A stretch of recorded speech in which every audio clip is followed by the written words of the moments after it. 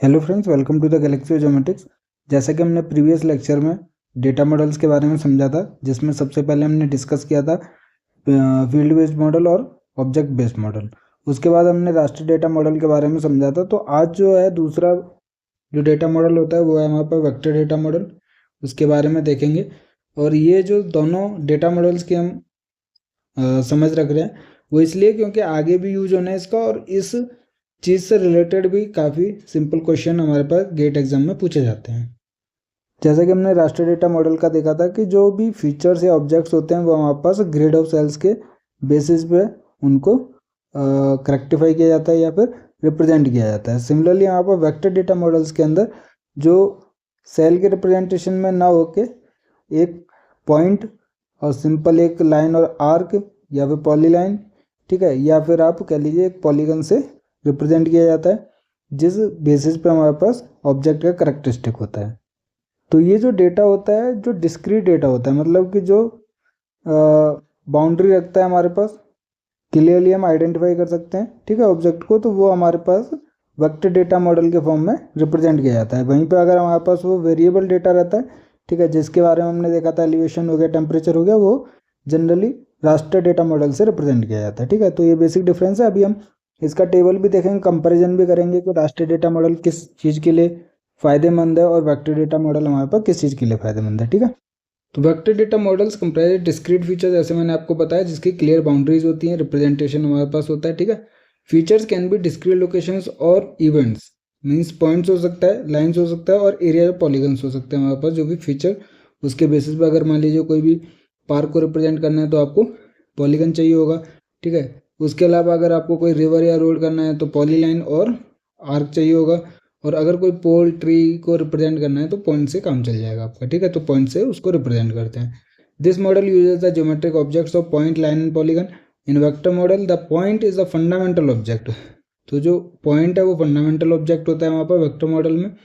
Point represents anything that can be described as a discrete X Y location. तो आप अगर मान लीजिए कोई भी इमेज है हमारे पास और किसी ट्री या पोल को रिप्रेजेंट कर रहे हो पॉइंट से, तो इसका मतलब इसकी लोकेशन आपको पता है। तो ये जो लोकेशन है ऑब्वियसली एक्स वाई से आप रिप्रेजेंट कर सकते हो। ठीक है, मैं ट्री और पोल बोल रहा हूँ बार बार। अगर आप एक बिल्डिंग को भी रिप्रेजेंट करना चाह रहे हो, क्योंकि बहुत लार्ज इमेज और लार्ज एरिया को कवर करती है, कोई भी एरियल फोटोग्राफ हो या फिर सैटेलाइट इमेज हो, तो जो भी हॉस्पिटल होगा, टेम्पल होगा, किसी एक पर्टिकुलर पॉइंट या एक बिल्डिंग को रिप्रेजेंट कर रहे हो आप, तो पॉइंट से उसको रिप्रेजेंट कर सकते हो वेक्टर मॉडल में।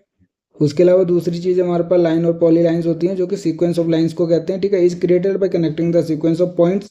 तो ये एक लाइन जो है वो भी एक पॉइंट्स के सीक्वेंस को ज्वाइन करके या फिर उनको कनेक्ट करके बनती है, जो कि रिवर हो गया या फिर हमारे पास कोई भी रोड हो गया, जो लीनियर फीचर रखते हैं हमारे पास, स्ट्रीम हो गया। ठीक है, तो उसके लिए हमारे पास लाइन और पॉली लाइन का यूज़ किया जाता है रिप्रेजेंट करने के लिए। तो जैसे हमने बताया कि ये जो पॉइंट्स होते हैं हमारे पास, जिनको ज्वाइन करके लाइन बनती है, इसमें दो तरीके के पॉइंट्स होते हैं। एक तो हमारे पास जो एंड पॉइंट्स होते हैं वो हमारे पास नोड्स कहलाते हैं, और जो इंटरमीडिएट पॉइंट्स होते हैं वो हमारे पास वर्टिसेस कहलाते हैं। तो इससे रिलेटेड भी अगर आप देखोगे प्रीवियस ईयर में क्वेश्चन पूछा गया था। तो ये हर एक चीज़ जो मैं बात कर रहा हूँ अपने लेक्चर्स में, सभी चीज़ें इंपॉर्टेंट है। अगर कहीं पर भी आपको थोड़ा सा भी डाउट होता है तो आप हमें ज़रूर कमेंट कीजिए, अपने डाउट्स को ज़रूर क्लियर कीजिए। तो एंड पॉइंट्स हमारे पास नोड्स होते हैं, और जो इंटरमीडिएट पॉइंट्स होते हैं वो वर्टिसेज होते हैं। ठीक है, if we know the start and end node coordinates of each line और polyline, we can compute the length of the line और पॉलीलाइन। तो ऑब्वियसली दो पॉइंट्स के बीच का जो डिस्टेंस रहेगा उससे हम लेंथ फाइंड आउट कर सकते हैं लाइन और पॉलीलाइन की। These are used to represent feature data linear in nature. जो ऑब्जेक्ट्स हमारे पास रियल वर्ल्ड में लीनियर फीचर हैं उनको हम रिप्रेजेंट कर सकते हैं लाइन से, जैसे स्ट्रीम हो गया, रेल हो गया, रोड हो गया। ठीक है, कोई भी रिवर हो गई। तो पॉलीगन है हमारे पास तीसरा जो मॉडल के अंदर ऑब्जेक्ट्स को रिप्रेजेंट करने के लिए। तो polygon is defined in this model by a closed set of lines और पॉलीलाइंस। तो कोई भी लाइन होती है, पॉलीलाइंस होती है, इनको कनेक्ट करोगे जो कि क्लोज्ड होती है, मतलब जहाँ से स्टार्ट कर रहे हो वहीं पे अगर मीट कर रही है वो, तो क्लोज्ड लाइन है और ये पॉलीगन को रिप्रेजेंट करती है। अब मान लीजिए ये क्लोज्ड नहीं है तो फिर ये एक तरीके से पॉलीलाइन से ही रिप्रेजेंट हो गया हमारे पास। ठीक है, तो जो क्लोज्ड वाला है वो हमारे पास पॉलीगन होता है, जिसमें हमारे पास एरिया को कवर किया जाता है। A polygon can be represented by a sequence of nodes where the last node is equal to the first node, मतलब जहाँ से स्टार्ट हो रहा है वहीं पर एंड होना चाहिए, क्लोज होना चाहिए हमारे पास, ठीक है। पॉलीगन्स और areas identified as close sets of lines are used to define features such as rock type हो गया, लैंड यूज हो गया, एडमिनिस्ट्रेशन बाउंड्रीज हो गई, मतलब कि जो भी एरिया को कवर कर रहे हैं, पार्क हो गया हमारे पास, कोई भी ग्राउंड हो गया, ठीक है। तो हम यहाँ पे तीन चीज़ें बात कर रहे हैं। एक पॉइंट हो गया हमारे पास सिंपल XY लोकेशन से रिप्रेजेंट कर सकते हैं, ये हमारे पास नोड्स हो गए, और बीच में हमारे पास वर्टिसेज हो गई, तो इनको कनेक्ट करके क्या मिल रही है हमारे पास, लाइन और पॉलीलाइन मिलती है। और तीसरी चीज़ है हमारे पास पॉलीगन, जो कि स्टार्ट और एंड पॉइंट हमारे पास मीट होना चाहिए, तो ये सेट ऑफ लाइन से बनता है, पॉलीगन कहलाता है, जो कि एरिया को कवर करता है, ठीक है। तो वेक्टर मॉडल को रिप्रेजेंट करने के लिए पॉइंट हो गया, लाइन हो गया और पॉलीगन हो गया, ठीक है। चीज़ें बहुत सिंपल हैं, कहीं पर भी थोड़ा सा भी डाउट होता है तो आप ज़रूर हमें कमेंट कीजिए, नहीं तो हमारे पास व्हाट्सएप और टेलीग्राम चैनल पर जुड़िए, जहाँ पर आप अपने डाउट और कुछ भी जियोमेट्रिक से रिलेटेड पूछ सकते हैं। तो हमने देखा कि points, line and polygons are feature which can be designated as a feature class in a geospatial database. Each feature class pertains to a particular theme such as habitation, transportation, forest, etc. Feature classes can be structured as layers or themes in the database. तो ये चीज़ मैंने आपको starting में भी discuss की थी, अपने previous lecture में भी डिस्कस की थी कि GIS जो होता है वो अपने डेटा को as a layered wise store करता है। पॉइंट डेटा हो गया हमारे पास, ठीक है। मान लीजिए फिर अगली लेयर जो बनेगी वो हमारे पास लाइन डेटा की बनेगी, उसके बाद फॉरेस्ट एरिया को कवर करना है तो आपको पॉलीगन से रिप्रेजेंट करना है। तो ये क्या लेयर वाइज डेटा को स्टोर करता है, जो कि एक फीचर क्लास को रिप्रेजेंट करता है, ठीक है। फीचर क्लास में भी लिंक टू एन एट्रीब्यूटेबल, और हर एक का जो लिंक रहता है वो एट्रीब्यूटेबल उसके करेक्टरिस्टिक से रहता है। Every individual geographic feature correspondence to a record और रो इन द एट्रीब्यूटेबल। तो एट्रीब्यूटेबल में हमारे पास जब आप GIS सॉफ्टवेयर ArcGIS हो गया या ArcMap10 हो गया हमारे पास, उसमें देखोगे तो आपको हर एक ऑब्जेक्ट की एट्रीब्यूट टेबल मिलेगी, जिसमें हर एक लोकेशन रहेगी, उसका कैरेक्टरिस्टिक के डिटेल रहेगी हमारे पास, ठीक है। The simple vector data model stores and organizes the data without establishing relationships among the geographic features are generally called as the spaghetti model. तो जब लिंकिंग नहीं रहती हमारे पास, जब आप लिंकिंग रखोगे तो टोपोलॉजी से रिप्रेजेंट करोगे कि उन दोनों के बीच में, डेटाज के बीच में, जो भी उनकी एट्रीब्यूटेबल है उनके बीच में कुछ ना कुछ लिंकिंग अवेलेबल है हमारे पास। अगर कुछ भी रिलेशनशिप नहीं है और लिंकेज नहीं है तो हमारे पास वो स्पेगेटी मॉडल कहलाता है, ठीक है। ये चीज़ याद रखनी है, इससे भी क्वेश्चन बनते हैं। स्पेगेटी मॉडल इंपॉर्टेंट है हमारे पास, जो कि विदाउट एस्टेब्लिशिंग रिलेशनशिप रहता है हमारे पास between the data which are stores as a vector data model, ठीक है। तो जो स्पेक्ट्री मॉडल होता है उसमें क्या होता है, lines in the database overlap but do not intersect, क्योंकि लिंकेज नहीं है तो इंटरसेक्ट नहीं कर सकती, ओवरलैप जरूर कर सकती हैं, just like spaghetti on a plate, इसलिए इसको हम क्या कहते हैं, spaghetti model. The polygon features are defined by lines which do not have any concept of start and end node or intersection node. Spaghetti model की बात कर रहे हैं जिसमें पॉलीगन फीचर्स का स्टार्ट और एंड इंटरसेक्शन नोड का कोई कॉन्सेप्ट नहीं रहता, ठीक है। Polygons are hatched or coloured manually to represent something, कुछ रिप्रेजेंट करने के लिए पॉलीगन्स को हम कलर करते हैं या फिर उसमें कुछ ऑब्जेक्ट्स को रिप्रेजेंट करने के लिए हैचिंग की जाती है, ठीक है।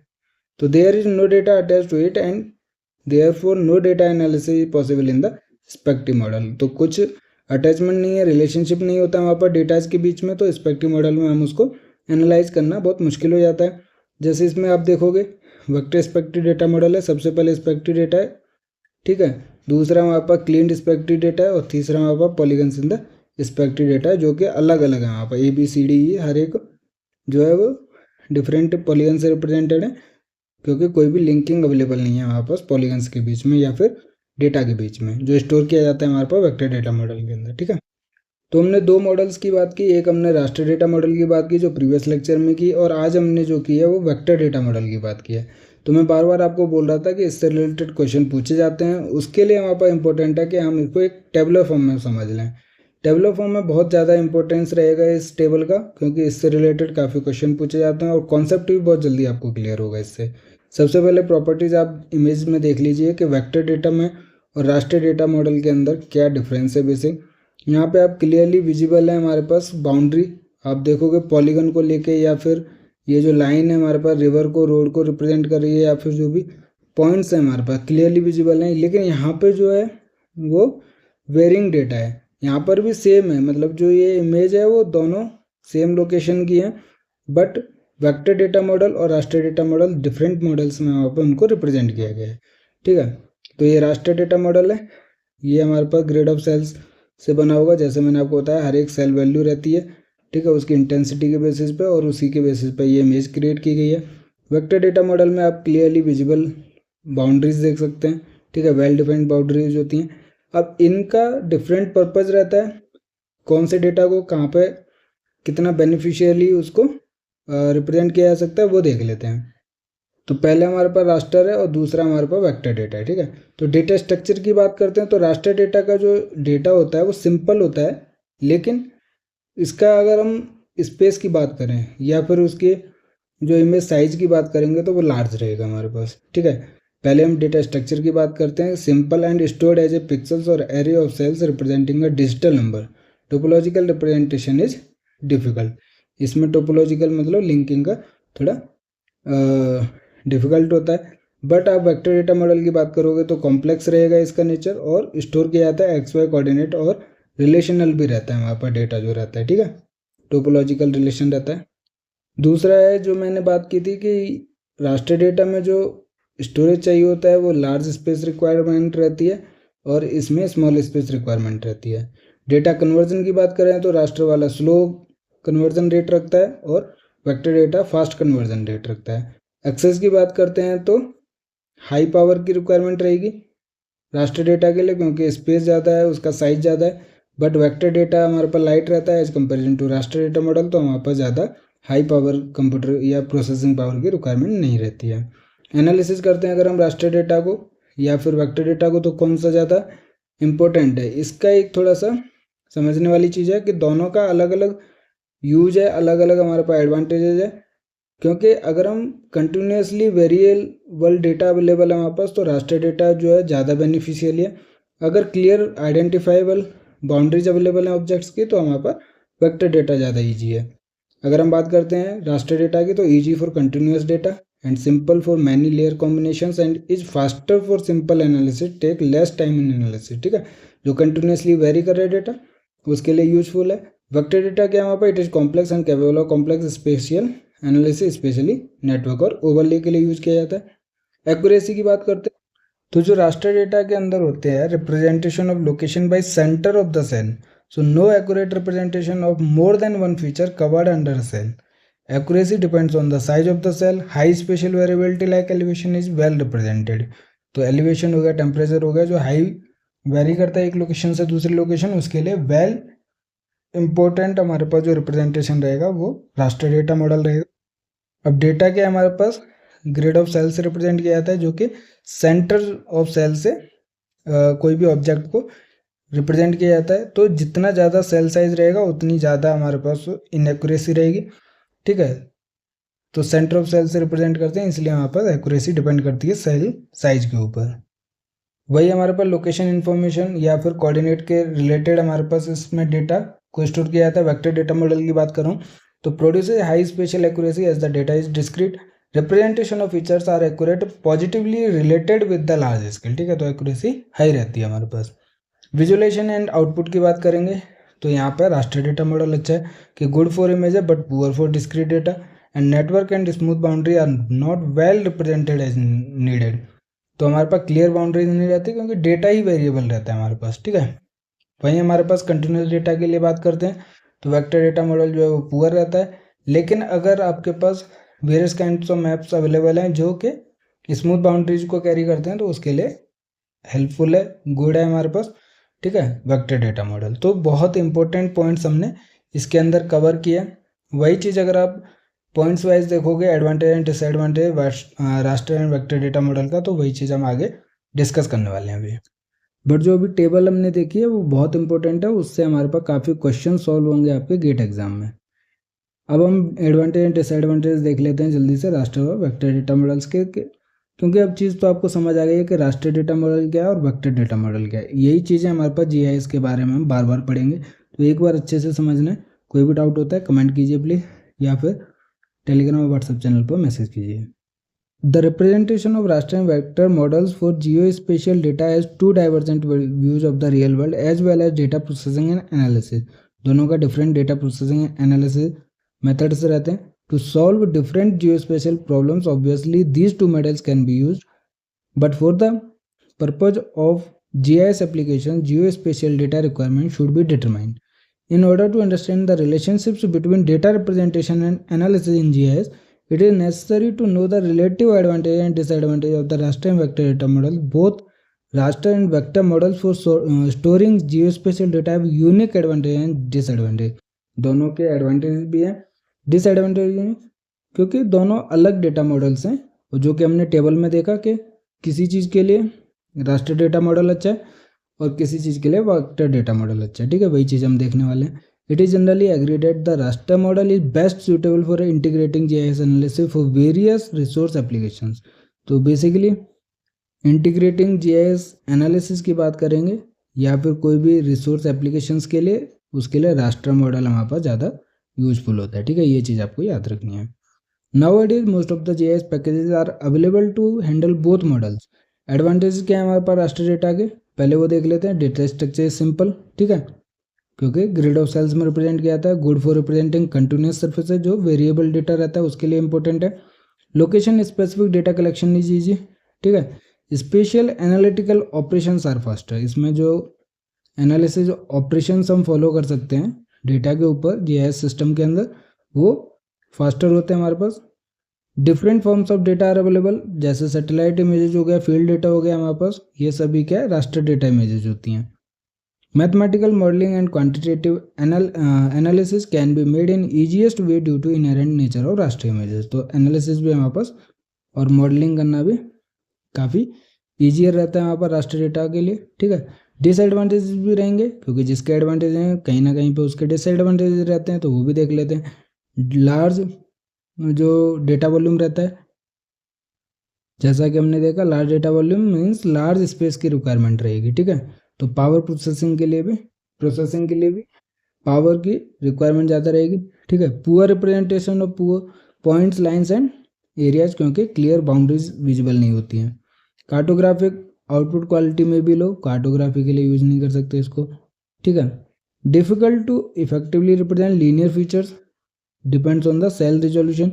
तो जितना ज़्यादा सेल साइज उतना ज़्यादा इनएक्यूरेसी, ठीक है। तो क्योंकि जो भी डेटा रहता है हमारे पास लीनियर फीचर है, तो उसके जो पॉइंट्स रहेंगे वो सेंटर ऑफ द सेल रहेंगे। जितना ज़्यादा सेल साइज रहेगा उतना ज़्यादा इनएक्यूरेसी रहेगी। तो डिफिकल्ट रहता है वहाँ पर लीनियर फीचर को रिप्रेजेंट करने के लिए, जिसकी वजह से वहाँ पर नेटवर्क एनालिसिस डिफिकल्ट हो जाता है। Coordinate transformation is difficult with sometimes cause distortion of grid cell shapes, ठीक है। तो जो ग्रिड सेल शेप रहता है वो भी ट्रांसफॉर्मेशन के दौरान डिफिकल्ट होता है और डिस्टॉर्शन देखने के लिए मिलता है। Suffer from mixed pixel problem and missing on redundant data. Large volume of data represent किया जाता है, तो उसमें हमारे पास सेल का जो रहता है डेटा, उसमें मिसिंग और रिडंडेंट डेटा देखने के लिए मिलता है। ये सारी चीज़ें जब हम वो देखेंगे, रिजोल्यूशन के बारे में देखेंगे रिमोट सेंसिंग लेक्चर सीरीज में, तो आपको समझ में आएगा, ठीक है। तो मिसिंग भी डेटा देखने के लिए मिलता है हमारे पास, जैसे हमने प्रीवियस लेक्चर में देखा था कि ब्लैक कलर की सेल्स रहती हैं जिसमें जीरो डेटा अवेलेबल रहता है, ठीक है। तो वो कुछ ना कुछ वेरिएशन रहता है, कुछ ना कुछ इनएक्यूरेसी रहती है, रिडंडेंट और मिसिंग डेटा रहता है, उसकी वजह से हमारे पास ग्रिड सेल वैल्यू जीरो रहती है, ब्लैक दिखता है हमारे पास, ठीक है। तो ये सारी चीज़ें डिस्कस करेंगे हम रिमोट सेंसिंग लेक्चर सीरीज में। उसके अलावा आप देखोगे raster images generally have only one attribute or characteristic value for a feature or object, therefore limited scope to handle the attribute data. तो रास्टर डेटा में एट्रीब्यूट डेटा को limitedly handle किया जा सकता है। तो ये सभी क्या है हमारे पास डिसएडवांटेजेस हैं हमारे पास रास्टर डेटा के। वहीं पे अगर हम वेक्टर डेटा की बात करते हैं, सबसे पहले एडवांटेजेस देख लेते हैं। इसमें हमारे पास data structure more compact, data can be represented with good resolution, ठीक है। क्लियर बाउंड्रीज रहती है, आइडेंटिफाइबल बाउंड्रीज रहती हैं, ऑब्जेक्ट्स रहते हैं, ठीक है। इसमें आप देख सकते हो वेक्टर डेटा के अंदर हमारे पास क्या टोपोलॉजी डिस्क्राइब करता है, मतलब कि जो रिलेशनशिप है हमारे पास डेटाज के बीच में वो रिप्रेजेंट की जा सकती है। तो good for proximity and network analysis. उसके अलावा क्या है, spatial adjustment of data is easy with the utilization of techniques such as rubber sheeting, affine भी हम टेक्निक्स का यूज करके स्पेशल एडजस्टमेंट कर सकते हैं वेक्टर डेटा के अंदर। Graphic output is small scale, in small scale as well as large scale gives a good accuracy. ठीक है, तो ग्राफिक पॉइंट ऑफ व्यू से भी यहाँ पर वेक्टर डेटा काफ़ी यूजफुल होता है। Geography location of entities accuracy रहती है हमारे पास। Modernising and generalisation of the entities are possible. Easy handling of attribute data, इसके अंदर एट्रीब्यूट डेटा को हैंडल करना ईजी वे होता है हमारे पास। Coordinate transformation techniques such as linear transformation, similarity transformation and affine transformation can be done easily. तो transformation techniques जो होती हैं वो ईजिली इस वेक्टर डेटा के ऊपर परफॉर्म कर सकते हैं। वहीं अगर हम वेक्टर डेटा के डिसएडवांटेज की बात करते हैं तो data structures are complex, overlay analysis difficult in processing. तो ओवरले डेटा के लिए रास्टर डेटा बेनिफिशियल है। Often this inherently limits the functionality for large data sets, example है large number of feature. Large data set के लिए हमारे पास limited features ही अवेलेबल हैं वहाँ पर वेक्टर डेटा के लिए। उसके अलावा देखोगे तो डेटा कलेक्शन में भी एक्सपेंसिव, क्योंकि एक्यूरेसी भी आई रहती है यहाँ पर इसकी। ठीक है, high resolution drawing, colouring, shading and also displaying may be time consumable and unbearable. तो हाई रिजोल्यूशन के लिए लार्ज स्पेस रिक्वायरमेंट रहेगा, लार्ज टाइम कंज्यूमिंग रहेगा और डिफिकल्टी भी ज़्यादा रहती है वहाँ पर। ठीक है, technology of data preparation is expensive. तो बेसिकली ये जो टेक्निक है वेक्टर डेटा मॉडल के ऊपर जो भी एनालिसिस परफॉर्म करनी है या फिर ऑपरेशंस को परफॉर्म करना है तो एक्सपेंसिव रहता है वहाँ पर। डेटा कलेक्शन भी यहाँ तक कि एक्सपेंसिव रहता है। Representation of special variability is difficult and special analysis and filtering with in polygons is impossible. अगर आप विद इन पॉलीगन्स की बात करते हो तो जो भी ऑपरेशन या एनालिसिस करना है, फिल्टरिंग करनी है, तो वो बहुत डिफिकल्ट रहता है वहाँ पर वेक्टर डेटा मॉडल के अंदर। तो हमारे पास एडवांटेजेस भी हैं, डिसएडवांटेजेस भी हैं, किसके, रास्टर डेटा और वेक्टर डेटा के। तो ये जो डेटा की मॉडल की बात की हमने बहुत इंपॉर्टेंट है। ठीक है, ये लेक्चर काफ़ी इंपॉर्टेंट है क्योंकि इससे काफ़ी क्वेश्चन बनते हैं वहाँ पर, और ये जो टेबल है वो बहुत इंपॉर्टेंट टेबल है। ये चीज़ आपको याद करनी है, समझनी है। कोई भी डाउट होता है कमेंट कर सकते हैं। वीडियो पसंद आया तो लाइक कीजिए, दोस्तों के साथ शेयर कीजिए और हमारे साथ टेलीग्राम व्हाट्सएप चैनल पर जुड़िए, जिसका लिंक जो है वीडियो को डिस्क्रिप्शन पर मिल जाएगा। ठीक है, और कोई भी डाउट होता है तो आप हमें कमेंट भी कर सकते हैं वीडियो के ऊपर। गेट की तैयारी करते रहिए ज्योमेट्रिक्स गैलेक्सी के साथ। ठीक है, पढ़ते रहिए, हंसते रहिए, मुस्कुराते रहिए। मिलते हैं नेक्स्ट लेक्चर में। Thank you.